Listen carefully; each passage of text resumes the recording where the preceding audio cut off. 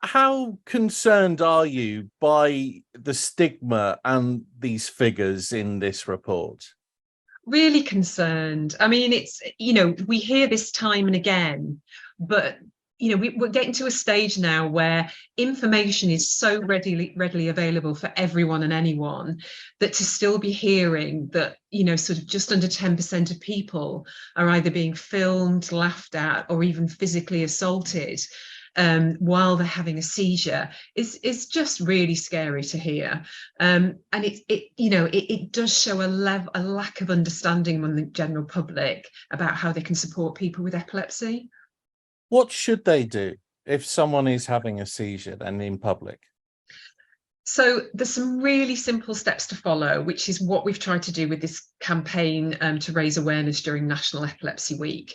So we talk about care, which is 4 steps that we're asking people to go through. And we've got a really lovely video, which is accessible through our website, along with lots of other information and posters that people can access for free. But there's 4 steps. So the first one is, if you see anyone that's having a seizure or think they're about to have a seizure, and often people do know when that's going to happen, then the first stage is comfort. So just make sure that they're lying on the floor, that their head's resting on something, and that they're in a position where it's it's easy to breathe. And then the second stage is action. So the actions you can take is to time the seizure, because at the kind of 4th stage, you're really looking for seizures to be under 5 minutes before you start worrying. So time the seizure and look for information on the person. It might be a bracelet, it might be something they wear around their neck or have in their bag, but people who regularly have seizures will tend to have information on them about how you can help. Then the 3rd stage is stay with them and reassure them, because when they come back into consciousness, it's really nice to have someone there to explain to you what's happened. And then the final part of it is if it's an emergency, so if it's gone on longer than 5 minutes, if they go into another seizure, or if for any reason you think this might be their first seizure, then that's the point when you phone the ambulance. And you talk about understanding. What can we do to make people aware or to get people to think that they're having a medical episode rather than getting their cameras out?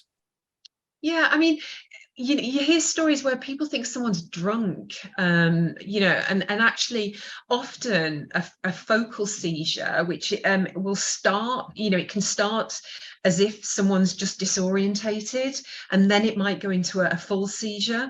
So you've got to be aware that if someone's behavior is out of the ordinary, don't judge them, don't assume things, that just might come to your head automatically.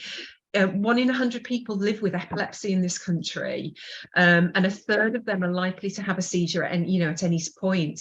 So you've got to think this might be one of the possible reasons that someone is behaving differently in a public situation. Yeah, and again, it's just that thing, isn't it? I mean, for someone who has a seizure or has epilepsy to think that they can't go out and about or in public because of this fear as well, that's just completely wrong, isn't it? Absolutely. I mean, you wouldn't feel like that about some other conditions, so why should you feel like that about epilepsy? And as I say, they're looking for reassurance. They're not looking for you to have sophisticated first aid techniques or anything. So, this isn't hard to deal with. This is not a condition that's hard to deal with. You just need to be there for people.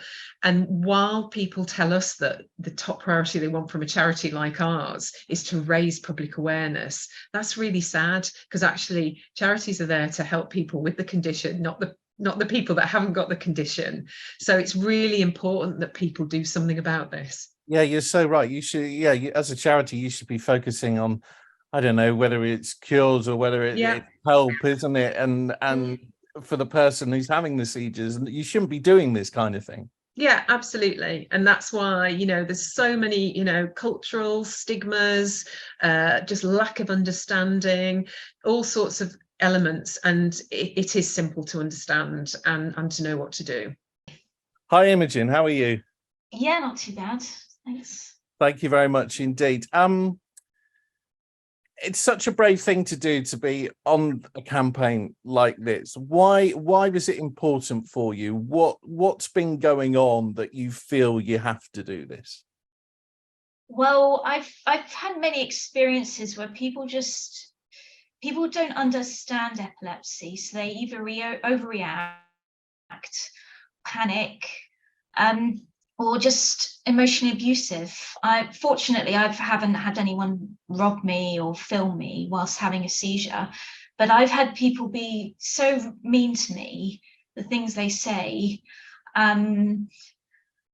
I recently went on holiday and unfortunately I had a seizure, and the tour guide just had a massive go at me. She accused me of not taking care of myself. People didn't come on holiday to see an epileptic fit, that I'm scaring people, and that I shouldn't be doing holidays like this unless I'm with someone who's going to wait for me whilst I have a seizure.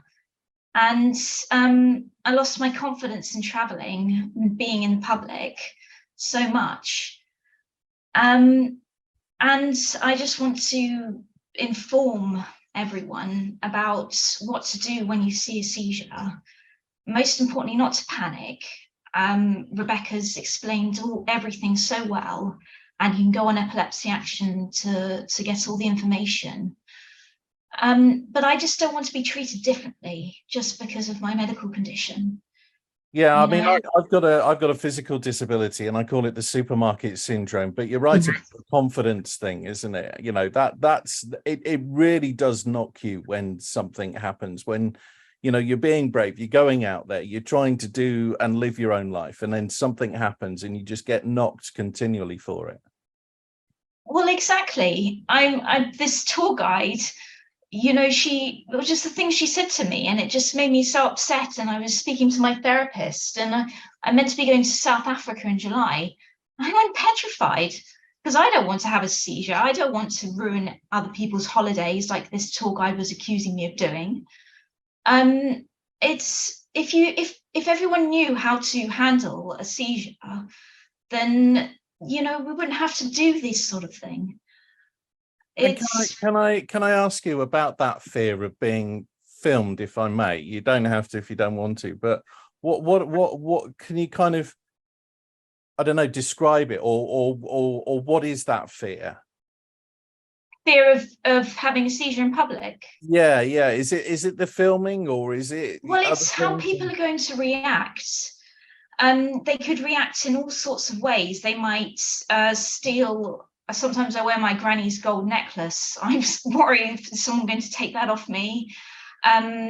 Things that are in my bag, because I always have to carry stuff with me.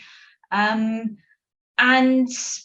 just, am I going to, because when I wake from a seizure, I'm always so scared. I don't know what part, is it the amygdala or something where the electricity really attacks? But I'm suddenly, surrounded I'm in a completely different world. I don't know who anyone is, where I am, and I need to know I'm safe. And if I have people just walking past me, couldn't care less, it just makes everything so much harder. So yeah, I just want to know when I'm going out, whether it's for a drink, whether it's to go and find a dog to cuddle in the park or something like that, I'm going to have the public know what to do if I have a damn fit. Yeah, I was just wondering, in the past, have you ever had a situation where you've not gone out or you've not done something? Well, fortunately for me, I do get warnings. Well, not all the time. Sometimes they just happen out of the blue because epilepsy is as unpredictable as life. But I often get, I start feeling dizzy and very, very, very tired. And I'm like, oh, one's on its way. And so I'm like, I say to my friends, I don't think it's sensible if I come out tonight because I'm getting warnings. I'm going to stay indoors and rest. So that happens quite a lot. And